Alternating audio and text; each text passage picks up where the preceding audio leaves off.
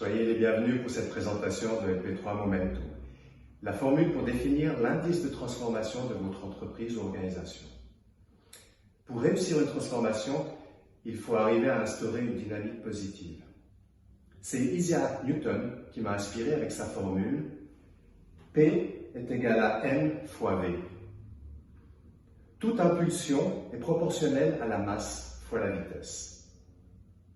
Le pendule de Newton en est l'image la plus connue. Dans le cadre d'une transformation, l'indice de transformation P est donc égal à la masse, le degré d'inertie lié aux personnes, fois la vitesse, le degré d'agilité. Masse fois vitesse. Regardons ces deux éléments d'un peu plus près. Le degré d'inertie est représenté par cette courbe de Gauss.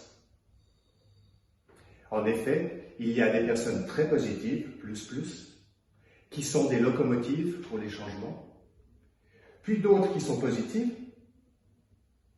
qui soutiennent activement les démarches. Au milieu, on a une grande masse neutre. Si elle est bien accompagnée, elle va aller dans le bon sens et on va arriver à s'adapter. D'un autre côté, il y a des personnes réticentes, qui sont sur la défensive, les moins. Et finalement, vous avez des personnes qui sont résolument contre et qui sont des freins pour la transformation. Vous, où vous situez-vous? De quelle catégorie faites-vous partie? Et si vous considérez les membres de la direction, les cadres ou l'ensemble des collaborateurs et collaboratrices, comment se répartissent en pourcent ces populations? Petite remarque. Si plus de 50% des personnes sont contre, vous n'avez quasiment aucune chance de faire aboutir un projet de transformation. Nous avons vu le degré d'inertie, M. Passons maintenant au deuxième élément de la formule, la vitesse V, dans notre contexte, le degré d'agilité. Ce degré d'agilité est composé de 6 facteurs qu'il va falloir noter de 1 à 10, 10 étant la meilleure note possible. C'est égal, tout est OK, tout va très bien. Ces 6 facteurs sont, dans l'ordre, premier facteur, exemplarité, attitude, en guillemets, posture des cadres et des membres de la direction. Cet élément est aussi valable, bien évidemment, pour tous les collaborateurs et collaboratrices qui, eux aussi, doivent montrer l'exemple. Cependant, l'impact des membres de la direction et des cadres est plus grand. C'est pourquoi nous mettons une attention toute particulière à l'exemplarité de ces personnes. Le deuxième facteur est le système. Est-ce que le système est favorable pour les changements ou au contraire un frein?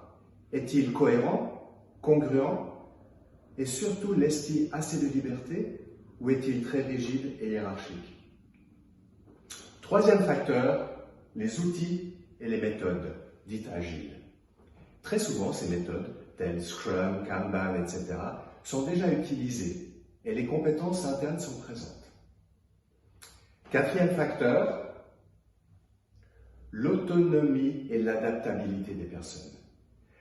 En effet, pas tout le monde a les ressources et l'envie de prendre des décisions et de porter de fortes responsabilités, y compris d'en assumer les conséquences. Il est important de se développer et de développer cette autonomie, ainsi que ses compétences d'adaptabilité.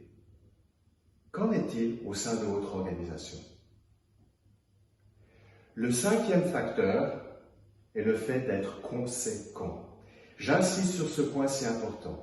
Est-ce que les personnes au sein de l'entreprise ou de l'organisation, à tous les niveaux, sont conséquentes? Un exemple.